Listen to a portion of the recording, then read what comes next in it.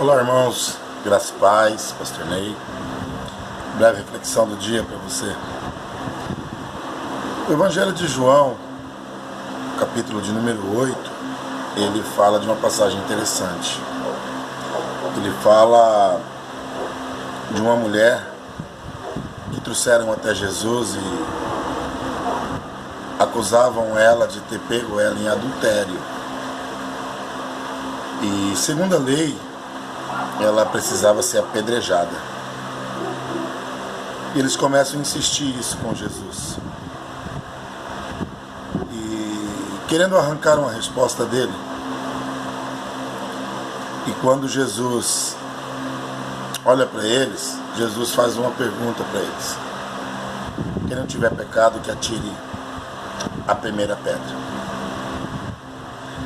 Eles abandonam as pedras, saem dali constrangidos.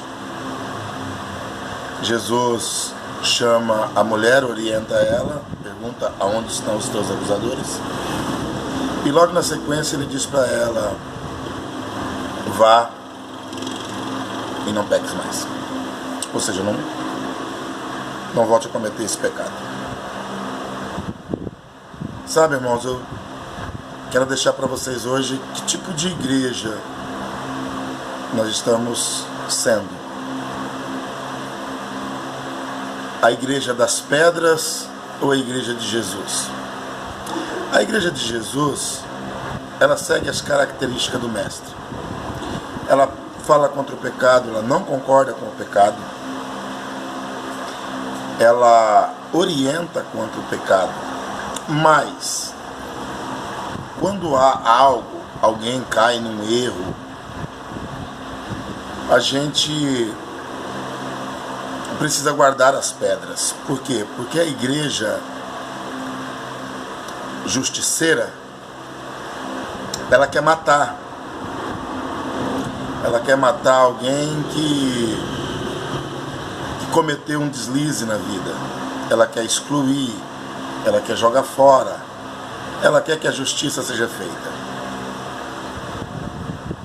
Mas se todos os pecados de todos que estavam com as pedras nas mãos nos dias de hoje fosse trazido à tona, será que não seria igual àquela época de Jesus Cristo? A gente vê uma crucificação muito forte das pessoas que cometem alguns deslizes. Exemplo, Davi. É bonito pregar sobre Davi e sobre tudo que ele fez. É bonito pregar que Davi era o homem segundo o coração de Deus. E Davi foi escolhido lá no pasto, quando ainda já pelejava com ursos e leões. É bonito falar do Davi, que foi perseguido pelo rei Saul.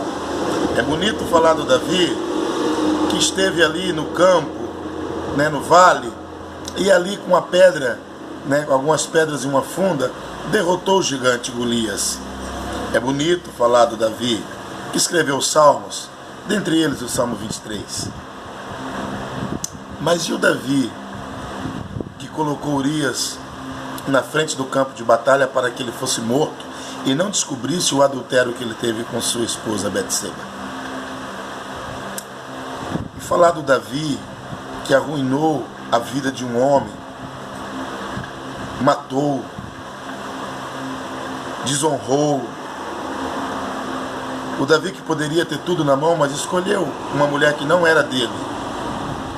E ainda mandou matar o seu marido. E quando ele vai ser julgado, quando Natan chega nele, Natan chega para orientá-lo do seu pecado, Davi imediatamente diz: pequei. Ele reconhece. E reconhecendo o seu pecado, ele sabe que vai ter consequências. Deus não fulminou Davi. Deus não tirou o reinado de Davi. Deus não colocou Davi de banco. Sabe, irmãos, Deus tratou no coração de Davi.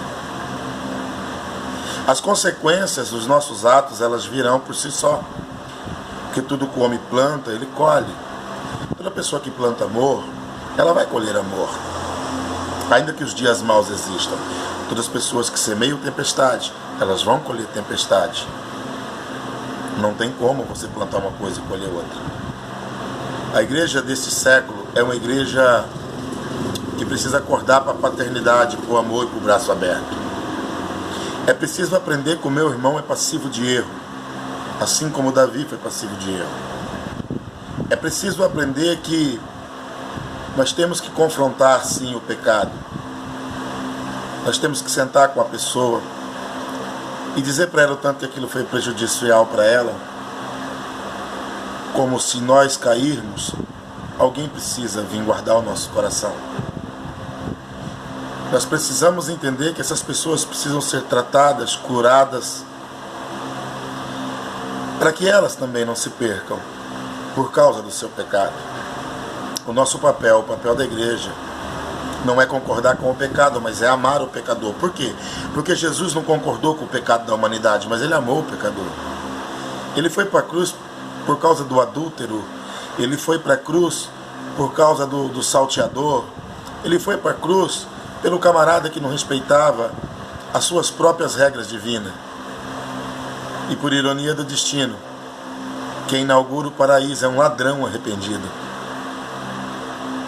Porque o que pode te aproximar de Deus e alcançar o perdão daquilo que você ou eu fez, apesar que não estamos livres da consequência disso, porque a consequência é o ensino para que nós cresçamos e vemos o tanto que o que nós semeamos é ruim, é o arrependimento genuíno e verdadeiro. O arrependimento é algo que tem que ser levado em consideração na igreja. Que a igreja possa fechar mais as portas do julgamento, que a igreja possa abrir os braços para acolher as pessoas.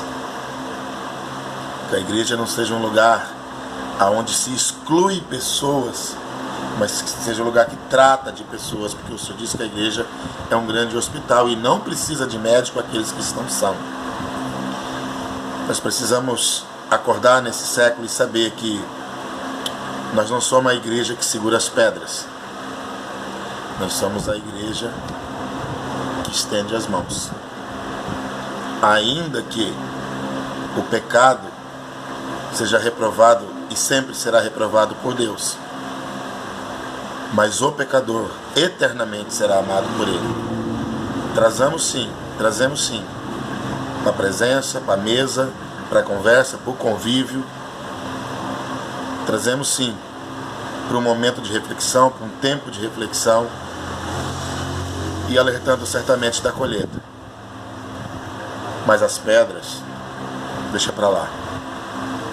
Porque se Jesus teve esse comportamento, e ele é o meu exemplo, e se Paulo diz, seja meus imitadores como eu sou de Cristo, o conselho hoje para a congregação é: abandone as pedras. Porque se o seu pecado viesse à tona, quem sabe você estaria com medo das pedras. Não é verdade? É muito fácil jogar pedra quando o pecado do outro vem à tona. É muito fácil lançar pedras quando o pecado do outro vem à tona para ser tratado, para ser curado. Mas quando o nosso pecado vem para ser tratado, nós esquecemos que um dia seguramos pedras. Amém? Que Deus te abençoe, Deus te guarde, o Espírito Santo guarde o teu coração e que nós possamos ser melhor a cada dia. Grande abraço, grande beijo, do amigo Pastor Ney.